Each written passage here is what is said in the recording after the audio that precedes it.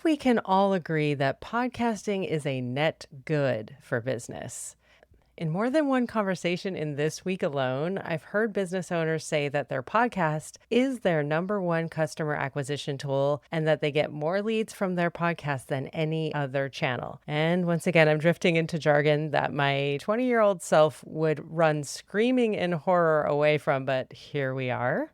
I invited today's guest on the show because she is in many ways the absolute epitome of what many of my clients and Podcast Accelerator members strive to be. And that is an established entrepreneurial podcaster with a clear flywheel and brand that work together to feed each other in a symbiotic, infinite loop like the snake eating its tail, but if the snake was business development and revenue. And while today's guest has definitely achieved podcasting success by any definition of the word, visibility, sales, you name it, this conversation went in a surprising direction where I don't think either of us expected it to go. Hi, I'm Courtney Reimer. Welcome to Talking the Talk, a podcast about podcasting and how to build a show that doesn't just exist, but actually works for your business and your life. Today's episode is a look at what happens when you sort of loosen your grip on all the shoulds of podcasting and kind of follow where it leads you. I'm joined today by Deb Boulanger, host of Life After Corporate, who is at about 150 episodes into her show. She has built a community and business and coaching practice along with her podcast. I first came across Deb through her podcast when I was starting my own business, and she was one of the first examples I saw of someone using a podcast in very clear service to her business, which is also called Life After Corporate. In this conversation, we get into how she uses her podcast as a tool for thinking, why interviews can sometimes be the easiest path to an episode, but maybe not the most beneficial.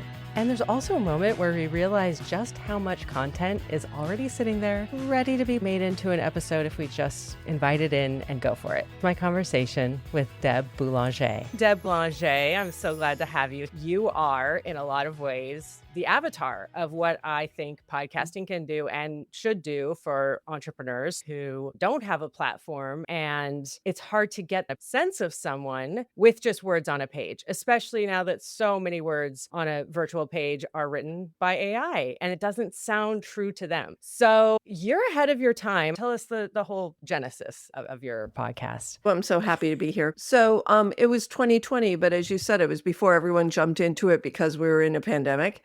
It was February, so we didn't even know the pandemic was coming a month later. So we're about 250 episodes in. And it was out of the desire to have a conversation with women who were in this liminal space of, do I stay? Do I go? And maybe it was prescient on my part, just knowing that people needed to have this conversation. I had no idea that a few years later, there would be this mass exodus of women out of corporate looking to start businesses. Call it luck, intuition, desire to have closer conversations. But the idea came to me, and I've learned over the last 13 years to really trust my gut. Talk to me about the conversation. What I heard was that it was not even necessarily about the end product of the podcast. It was literally this act that we're in right now, the conversation itself. So a question I ask, it's almost like a chicken and egg, but for you, the value in podcasting, is it this part, the you and I reconnecting and having a conversation, or the ability to then, I will promote this to my people and you will have a new piece of content? Which would you say is the real value for you in the podcast? The real value for me in the podcast when I first started, it was a way for me originally not to be on video. So I loved podcasting because I didn't have to suit up or have makeup. I could be messy with it instead of the polished prose from LinkedIn or the performance prose from Instagram. Sometimes I scripted out my episodes. Sometimes it was, here's an idea. Let me just rant on this for a while. But I don't recall that it was really about how can I increase my exposure. Yeah. You'll notice if you do the math that we don't show up every week, and that's intentional too. too. Okay, so I do want to hear more about that because there are certain edicts that Rules. we can't, yeah, rules, but like that are just, you can't break them. You have to show up every week. But I myself have learned just generally in life, I show up when I can, I give myself grace, I do what I can. Tell me a bit about your approach to how and when you show up and the intentionality of creating your Mhm. episodes, how you go about it. Yeah, and originally I was much more religious about it because that is the edict. That those are the rules. It's like once you promise someone that you're going to show up every week, you have to show up in integrity and be there every week for them. And so I took that very, very seriously. And then life's. There are times when my guest cancels and I don't have time in my schedule to squeeze in a solo episode, or I'm in a state of I don't even know what to say, right? And so that's how I gave myself grace. And what I love doing most is the solo episode. And it's also what I do least Ah, because it's the heaviest lift. It means coming up with an idea, a concept, integrating what I'm hearing and all the conversations I'm having with women launching businesses and create a point of view. And it's almost like the interview is the lazy woman's way of producing a show. And I didn't want to say it that way because I do a lot of interviews. Most of my shows are interviews yeah. because it's so much easier to jump on Riverside like we're doing right now, having a conversation, having really great nuggets emerge from those conversations and still provide value to your audience. But I also feel like I'm showing up as often as I like. Does that make sense? Yes, but there is also, when I talk to my cohorts and the people that I coach on podcasting, there is this assumption because of, sorry, the Joe Rogans of the world Mhm. and Mel Robbins who go sometimes twice a week, and it can stop people from even starting, right? Because Yeah. it's so overwhelming. But I'm already finding and it sure will be true of this episode, there are so many nuggets that I almost feel like I want to hold on to this episode for a little longer before jumping to the next one and share more on the social platforms and stuff of Mm. the nuggets that will come out of this. And so there is a school of thought, and I'm inviting you to consider this if it is becoming overwhelming, to just be as intentional as you are and treat it like a season. Think about your favorite TV shows. They have 8 episodes, and each of those episodes is created with such care, and then you're left wanting more, right, as a viewer. And so if you say, okay, I have 8 good ones ahead of me for the next however many, I'm going to let those simmer for a bit. That's okay. Like there's no podcast god that going to come down and smite you for, not doing it weekly. So I just want to say that to you. I'm also saying it to myself, as I often do with the advice that I It's give. such a great point. It's such a great point. And so when we have those weeks where there is no show, I'll tell the team, go back to these episodes that were really great conversations and let's re-promote those. And I don't think, the light bulb just went on with me, Courtney. It's like we don't do that enough. We don't give the episodes that we have enough airspace for people to discover them and to really capture those nuggets. So I think it's a great strategy. Yeah, and another one I'm thinking of, because I know the whole reason why. I'm glad you like the strategy, thank you, and I hope you run with it and tell me how it goes if you do Yeah. choose to kinda take more time. But the whole reason why that edict exists of doing it every week is because the algorithm, such as it is, does not actually exist. The way we think about an algorithm, whereas, Instagram will serve you reels that were created 2 years ago because you've shown an affinity for a particular topic. The podcast players don't do that. Now, YouTube is part of the game too, so I guess leave that out of it. But all of this comes from the traditional podcast platforms, which the only way to discover something is whatever's new, whatever's like new releases. So that's why you have to keep showing up in those new releases. People forget what they're following. You remind them by putting out a new episode and you show up at the top of their feed. So one thing I could offer you, this is turning into a little the coach,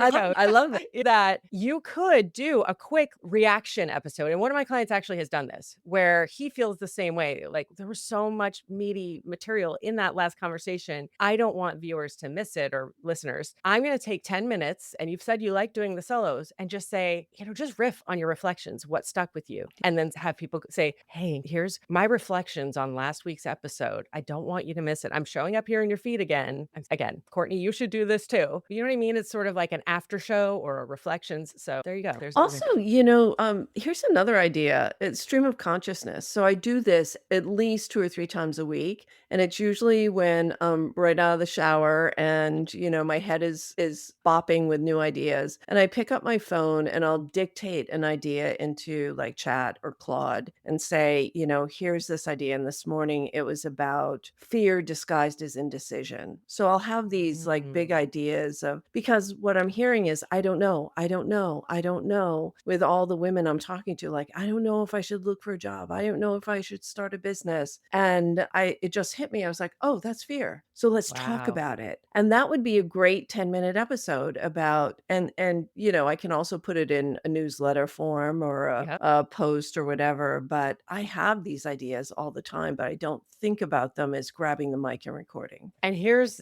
what I want to tell you. You Yeah. actually already have grabbed the mic and recorded it. I have a client, her name's Kai Fuentes. I'm going to say this out loud so she actually does it. She came to me with the idea, it's sort of like what you do. She sends her clients voice notes, and her clients told her they got so much value out of this. And she was like, maybe this is a podcast. So she came to me and she said, how can I make a voice notes podcast? And I also recently, another person I started working with is named Becky Pearson. I invite you to follow her. She has a podcast called Build with Becky, and she does basically those stream of consciousness, though. Becky, I don't know if you script it. We'll have to talk, but they're like 9 to 12 minutes, and it's just her on a topic, like it's a voice note to a friend, and no prep. She said she just does it and then it's uploaded and it's done. So that the onerousness of I have to produce it and then I have to, Deb, please experiment with this. That next time you get out of the shower and you have that bolt of blue and you pull out your phone, the iPhone recording quality is actually shockingly good. And you can clean that up if you have an editor.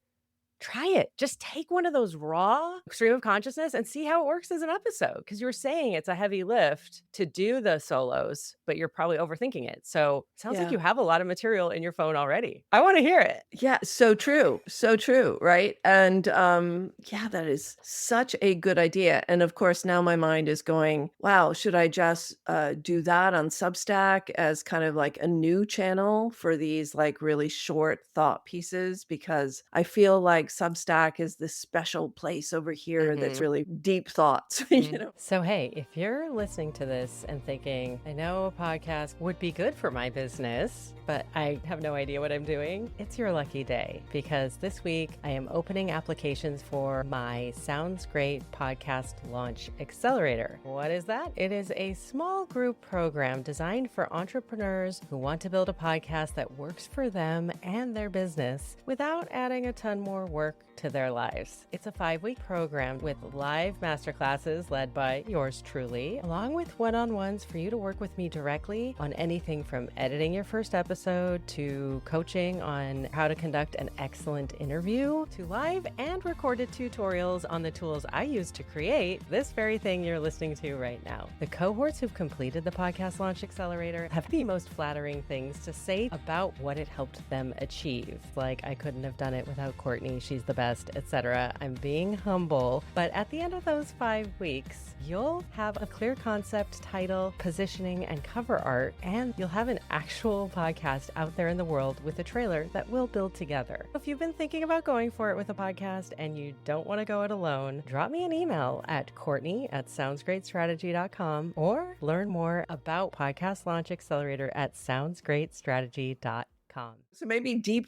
thoughts with Deb Boulanger really belongs on Substack, and that's a unique channel. It's not part of the podcast, and it maybe drives subscribers over there. But so I'm always thinking of what's the best venue. Yeah, I was going to subscribers. ask you about Substack because I've been noodling with it too. How long have you been on Substack, and is it a second home for your podcast or is it a whole other thing? I don't know what I'm doing. Just absolutely, to be honest with you, I'm going to interview a Substack expert on the podcast, and that's usually when I'm curious about some something, I find an expert to interview, and then I get Mhm. smarter about it, and then maybe I'll work with that person or not. But I've been really curious about it. But I haven't wanted to just like stream the podcast through Substack because, from what I understand, that's not really the intention of that platform. They value, like all platforms do, original content. Yeah. And so I try to think about, well, what's original to Substack?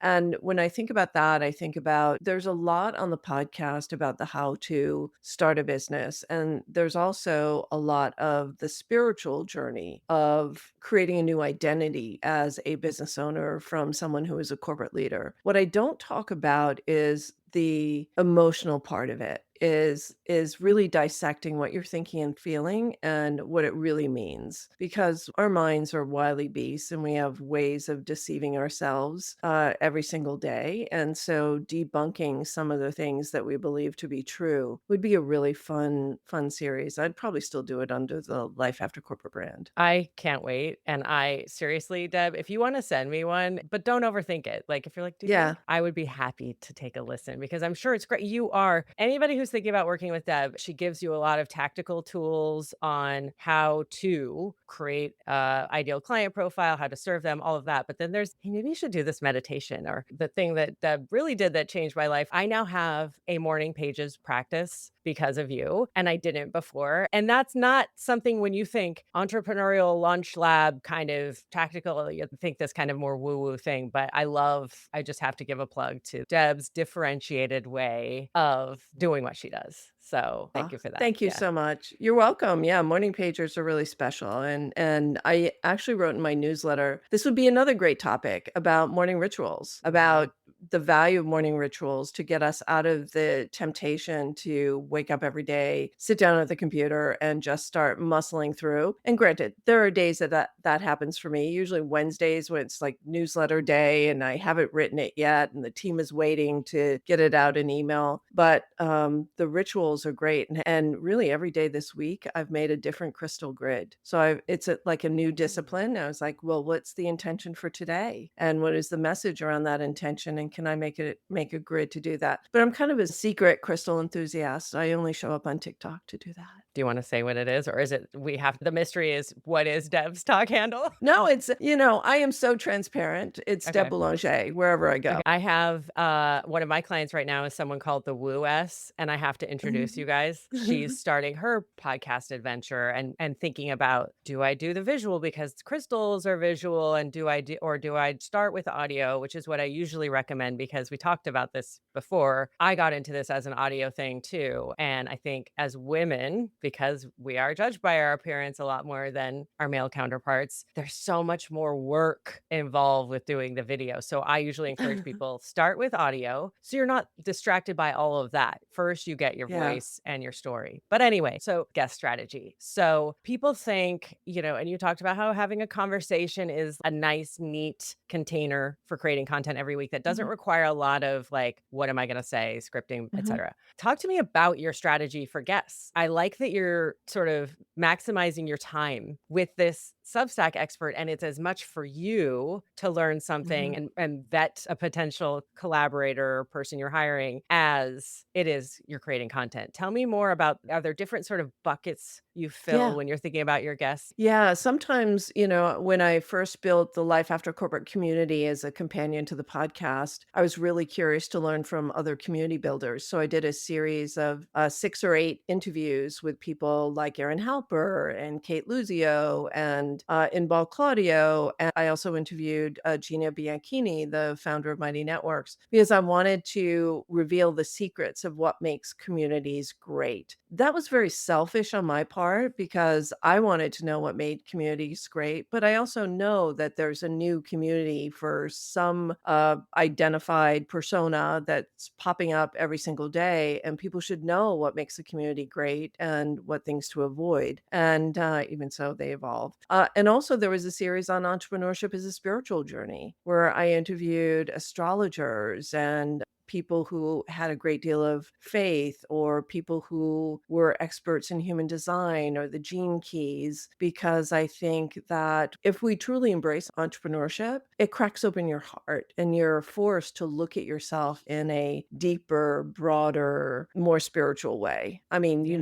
I believe entrepreneurship is a spiritual journey. I believe it's a calling to re-becoming who we always were, So as I'm looking at you, Courtney, I'm thinking, I wonder what she did as a little girl. I'm wondering if she like played as a broadcaster, because I've worked with clients who Yeah. played at being a journalist on TV and then went on to be TV journalists later on. But we forget about the play when we get so serious about business. Yeah. I also think that I love your approach to how you create content. It's sort of you listen to your own curiosity and what you yourself want to learn. And you called it selfish, but to me, it's, you haven't, this isn't your first rodeo. You know what you need to know is also what people you serve will need to know. And so I see it as both, right? Yeah. It's again, we entrepreneurs also never have enough time, right? So if you're thinking, I want to meet this person, I want to get to know what they know, and I also need some content for my podcast, guess what? That's a great idea for a guest. So, have you Yes. ever done the other where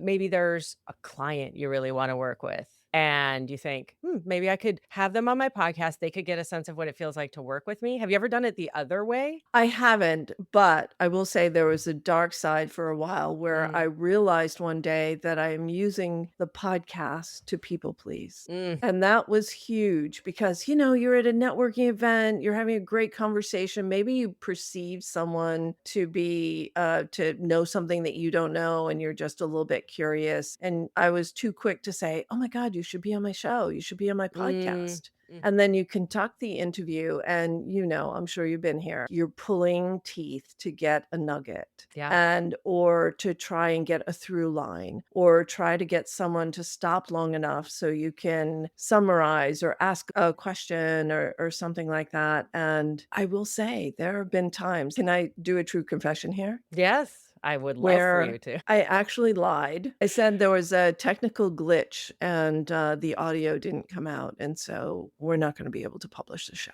Yeah, well, I hear you. And I want to know how you've then applied that going forward, right? Because I do think that one of the strengths of podcasting is that it is a great networking tool. If there is someone that you have a beginnings of a conversation with and you think this would make a great episode, but there is a difference between cocktails after a conference and a podcast episode that can be really meaningful and deep. Yeah. Are there certain signals you look for? Like, I would hope that you don't stop necessarily inviting people on the podcast that you've met and you have a vibe with. So now what do you look for when you are tempted to do that? Do you have like a vetting system now? I have a vetting system for people who pitch me. And, as a podcaster, when people discover your show, you get like 3 or 4 pitches a day, and mostly I just delete them. Yeah. But sometimes there's a really good headline and I'll go a little bit deeper. And if it's someone who aligns with my values or I think, has an interesting or unique point of view, then I'll send them a 15-minute link like let's talk and let's see if we're a good fit to Mm. be on the show. And I've had some really great shows I from know you people have. who pitch. Yes, Yeah. for sure. So, and have you ever had an experience where you were able so let's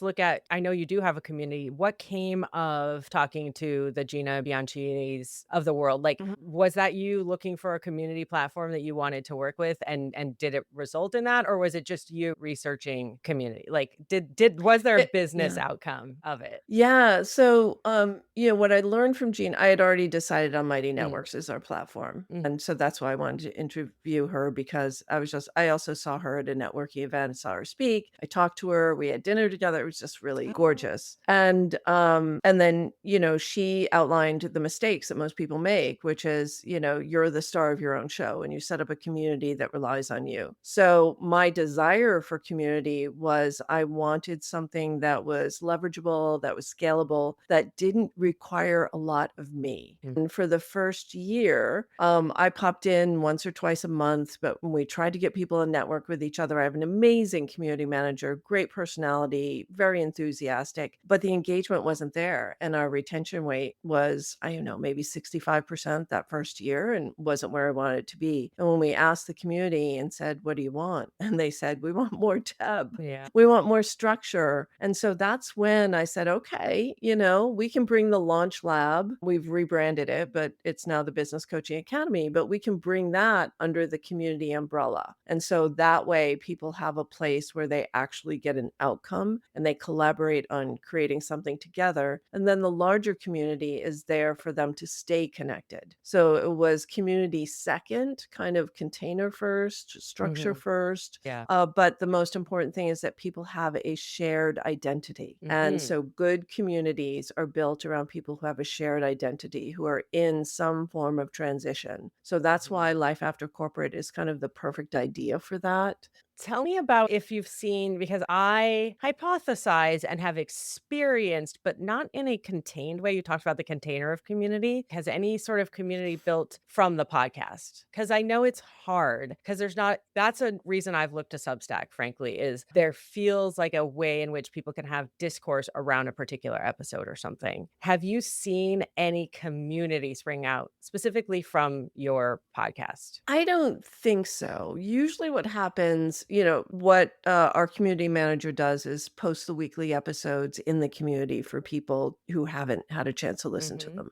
Mhm. And so that's been great. And people have discovered me through the podcast. Yeah. And that's been great. But typically, yeah, that was you, Courtney. They'll reach out on LinkedIn. And it's Yeah. probably because I say that in the show notes, like connect with me on LinkedIn. But now we also say that we have a Life After Corporate community as well.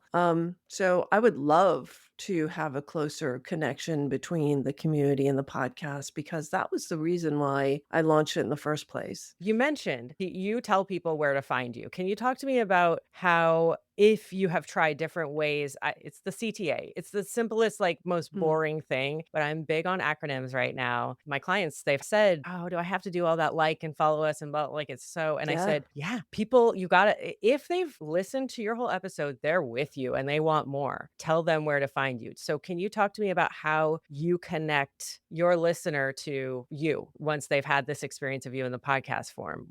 How do you invite them in further? Yeah, and I just wanna normalize that because when you're doing a show, you're being of service and you're thinking about delivering a great episode. You're not necessarily thinking about promoting yourself at the end, and I have overlooked that too. So, it's just normal, it happens. Yeah. CTA, if you enjoy this episode, please leave us a rating or review wherever you are listening to us from, and if you have someone else that you think would benefit from the show, we ask that you share that with them. The more you share, the more others get to discover the show and get their Life After Corporate.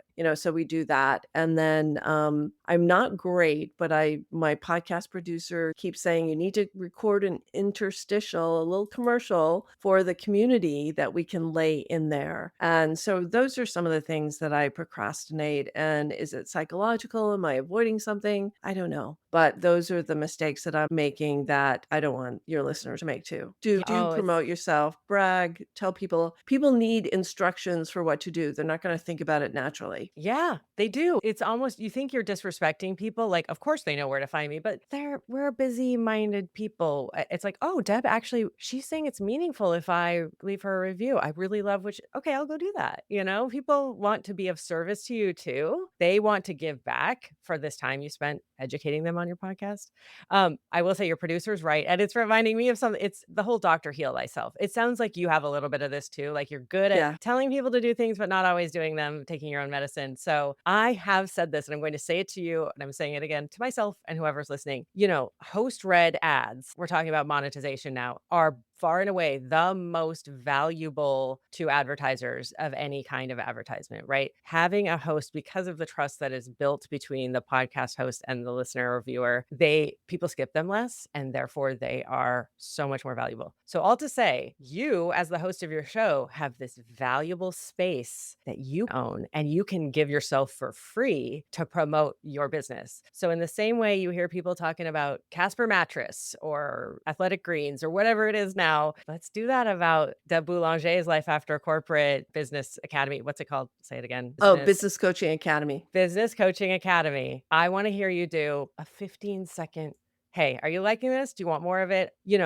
I'll write a script for you, Deb. Like, do this. Let's do it. Let's do it. I'll do one for myself too. Okay, so you asked me if I played as a broadcaster as a kid, and I was thinking about, God, I think I did, and I had this very visceral memory, which we won't go into right now, but I'm wondering, you are also a good interviewer, and you get great nuggets out of people. How did you learn how to host and shape conversations, especially in a way that serves your mission or business? Did you follow other people?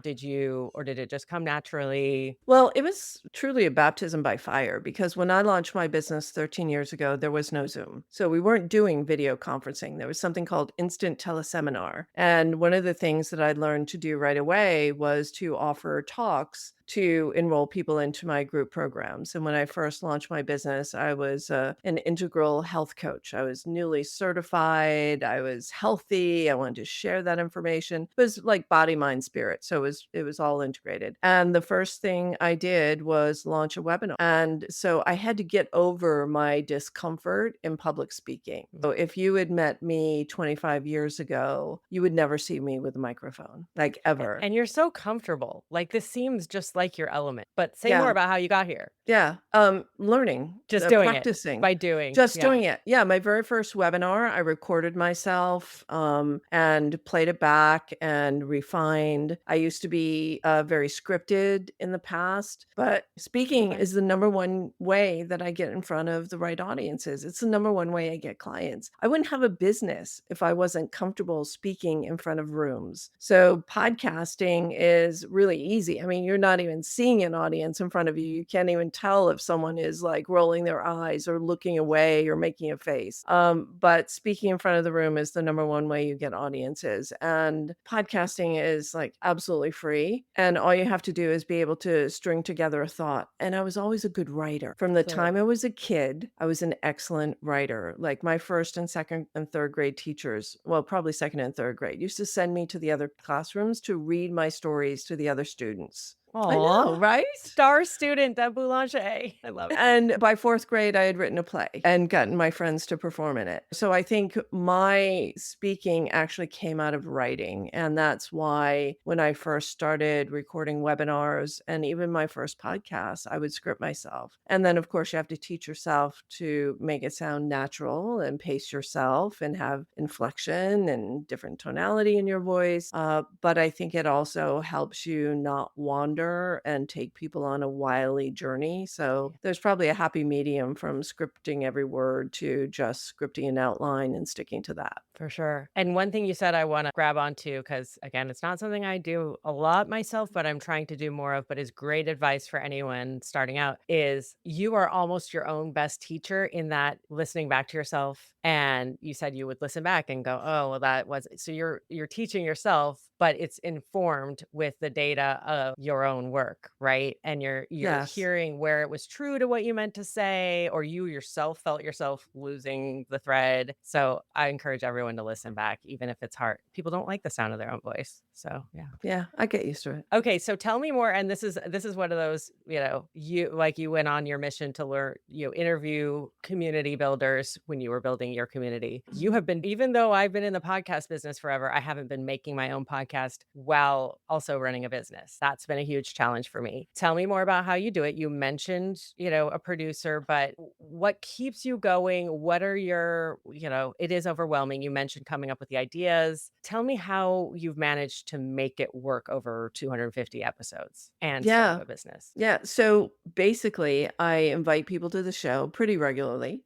People I meet who I find are very interesting. I send them a link. Every week, I look at my calendar and there's a red box. If there's a red box, that means there's a podcast episode being recorded. If there's no red box, it's like, oh, Deb, you better fill something in. So truthfully, it's been a little seat of the pants. It hasn't been as intentional as it was in the very beginning. In the very beginning, I would like record a solo and then an interview, a solo and then an interview. But I have no lack of people who want to be on the show. So it's really easy to get that booked. And then I just show up. Everything is automatic. I do have a podcast producer. She produces all of the assets from the show. So the clips for YouTube, the shorts, the interview clips, the carousels, the quote cards, all of that is her purview. So and she also sends all those assets to the guests. So I think the key is having good support. Totally. I need that. I've been doing it all. I should not. I should not. No, you should not. How did you find her, and how do you recommend people find good Yeah. support? It's hard. It's really hard. So I started out with one platform in one community, and they were really great at producing a quality show. But there was something in the relationship that wasn't working. And truthfully, I can't even remember what it was. Then I went to someone who is respected in the industry, and he was offering to produce people's shows. And then I was realizing that there was great inconsistency. It was like someone different had edited each episode. Like the level of volume on the intro or the quality of my tone, my voice, so inconsistent. So forget that. And then I asked him for a recommendation, and he recommended one of his students.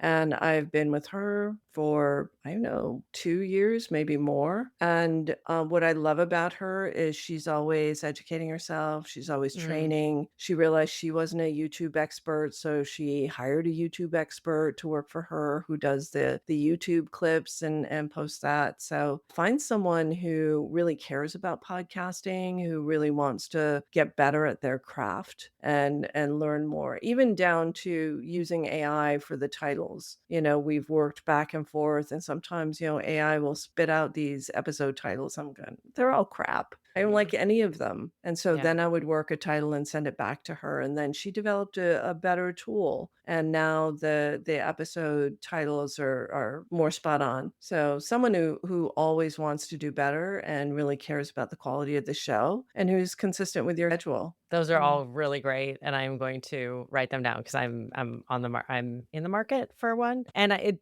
is in some way reassuring to know that you didn't get right the first time, because part of the reason I've been producing my own podcast is I did not get it right the first time, and I'm sort of traumatized, and now like I'm a perfectionist and a control freak, all of which I need to work through. But having been burned by someone who I was about to launch, I was 48 hours from launch, and the editing it was not edited. Yeah. It's like, oh, I guess I got to do this. So anyway, it's good to know that it takes time. It takes time to find the right person and care. And you got to know that they know what they're doing. Because the quality of the production reflects on your brand. And as I've said, I made the grave error of naming my company Sounds Great. So if my podcast does not sound great, I am not being true to my brand. So That's right. I have high standards. All right. We are going to move into the rapid fire round because we've just spent this time. It's been very rich.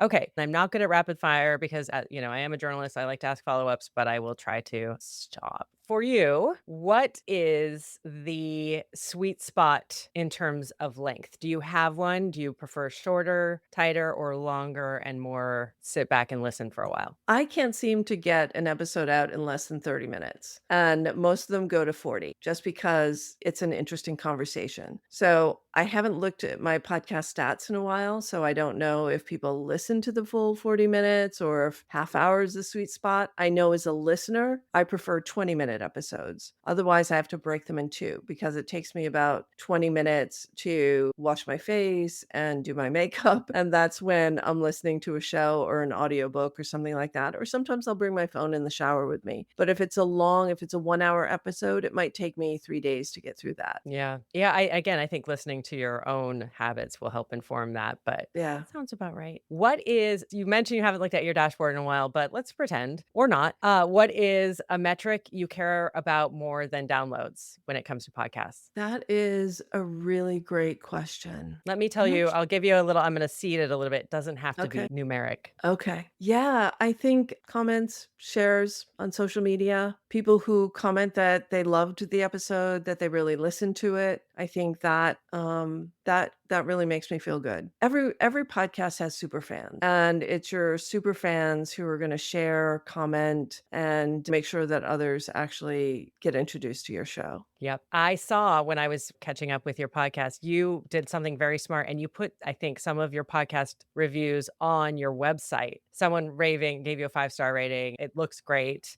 And good for you for showing people those because it's like, hey, you could listen to me, but you could also listen to what people have to say about what I'm saying. So I like that. Yeah. Oh, yeah, 5-star reviews. When I dropped down to, like, 4.9 stars at one point, I was like, "Oh my god, who gave me a bad review?" Oh my gosh, you are such an A student. I love that. 4.9 is pretty good, Deb. That's still an A.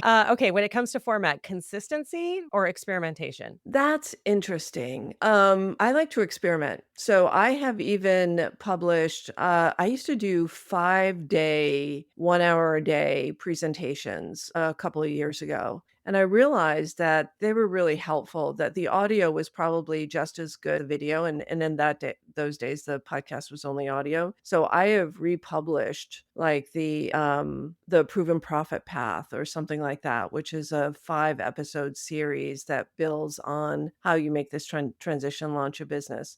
And those have been really well received. So I think experimentation, you can also do, an audio challenge or things like that, different ways to keep the audience engaged. I think it mixes things up and I'm not too worried about, losing someone over a few episodes. Yeah, I love that. And you might land on, the people who stick with you over those experimentation, rounds are your people Mm. and they're going to tell other people about how good you are.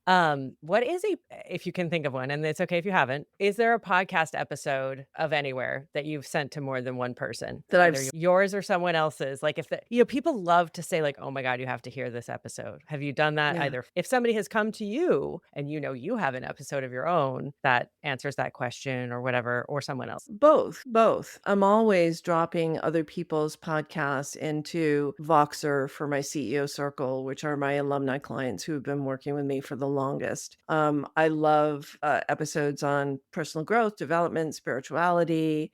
So I listen to Lewis Howes. I listen to Kim Woods, the Strategic Oracle, Kelly Roach. I listen to a lot of shows, and well, that's not true. I listen to very few shows because I have limited attention, but the ones I listen to, I do share. Have you ever, with someone who wants to work with you and wants to get to know you better, have you ever pulled out of your pocket one of your episodes that speaks to maybe their specific issue or concern? Yes, and not often enough. We automated that. So we have an assessment called the Reliable Revenue Scorecard. And when people take the assessment, I had to distinguish between people who just wanted some free coaching and a free call and those that were really serious about potentially working together. And so for those that aren't serious about working together, based on where we are, we send them 3 podcast episodes in the funnel. I love that. I could do a whole episode on that with you. Maybe we will do another one. But we have a couple of minutes. I have 2 more. One is a fill in the blank. AI in podcasting is A beautiful marriage. say more. Using AI for show notes, super easy. Using AI to help title, super easy. Using AI to take those voice dumps in the phone and turn them into a podcast outline or script that you can use or that you can edit into your own voice. But if you've got a tool that understands your voice and you're speaking all the paradigm shifts, all the unique language that's yours into that, it's beautiful. Saves so much time. Love it. And my final question that I ask everyone, if you had one piece of advice to someone who's just starting out in podcasting or debating whether they should start one, what would you say? Record your first 3 messy episodes. Just do it. Just do it. Okay. We overthink everything, and it's all fear-based, so just do it. Love that. Thank you, Deb. And now I'm sure everybody's like, I need more. I need more of this woman. What's the CTA? Where can we call people to Deb Action? Where should CDA? Where should they go? Everything is at lifeaftercorporate.com. You can find the podcast there. You can find free tools and resources there.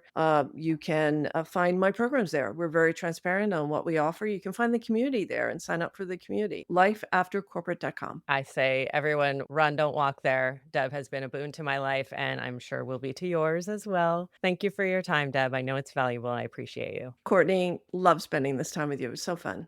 Hey, did you notice something really different happening there in that so-called interview? There were moments where it stopped feeling like just another podcast episode and started feeling more like a mastermind or a brainstorm or even a bit of a coaching session. And that, my friend, is the beauty of podcasting. It can be almost literally whatever you want it to be. And if you have a podcast, and I encourage you to take advantage of these moments with people who might not otherwise return your call and get as much out of it as you can for yourself and for your audience. You're going to be in these rooms, virtual or otherwise, with brilliant minds that you might never have the chance to be in again. So make the most of it. And if it veers off into a sort of impromptu coaching session in both directions, great. That is what we're looking for. Let's innovate. Let's make something new here. And yes, obviously, I'm someone who peddles blueprints and structures and systems that make a podcast enticing. And yes, there are storytelling conventions for a reason. Shout out Joseph Campbell and The Hero's Journey. But when you really let it, a podcast can become a space where ideas take shape in the moment and bear fruit that A, never would have existed were it not for your podcast, and B, will have far more value beyond a mere MP3 file in your phone. But for real, this is the magic of the podcast, the extemporaneous, unplanned alchemy that ends up changing the course of your life or your business. Not to get too hyperbolic or anything, but there's something to this special container of a podcast episode that really just can't be beat. If you're sitting on a podcast idea or you've started one and you're feeling a little stuck and you haven't yet felt this magic, maybe the next step is noticing what you're thinking about and letting that be enough to hit record. And if you're finally at the point of having not yet started really wanting to, but saying to yourself, okay, I want to do this, but I know I'll overthink it or get lost in the sauce of figuring it out, that is exactly why I built the Sounds Great Podcast Accelerator. It's a small group of people who are all in the process of building their podcasts, including me, learning in public, applying my learnings in public, iterating and lifting each other up along the way. Structure, strategy, and other people in this adventure with you to lift you up and carry you along when things get messy. In my last cohort, 2 people came in not knowing each other or thinking they did not know each other and then realized they'd been at a sound bath together, ended up interviewing each other by my random assignment to each other for their respective podcasts, and now they have plans to co-host one with one another. I kid you not. This kind of serendipity is the kind of thing that happens every day in my Sounds Great Podcast Accelerator, and I derive great delight when it happens, and so do the people in it. So if that sounds like something you might want to do, I'd love to have you. Head right over to my website, and you'll see a link to the application for the Sounds Great Podcast Accelerator. Go ahead and fill that out, and I'll make sure you end up on the right path.